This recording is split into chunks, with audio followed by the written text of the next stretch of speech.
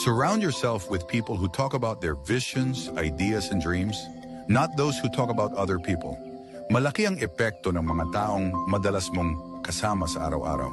Kapag ang mga kausap mo ay mahilig magbahagi ng kanilang mga pangarap, ideya, at layunin sa buhay, mas naengganyo kang magsikap at magbago para sa ikabubuti mo.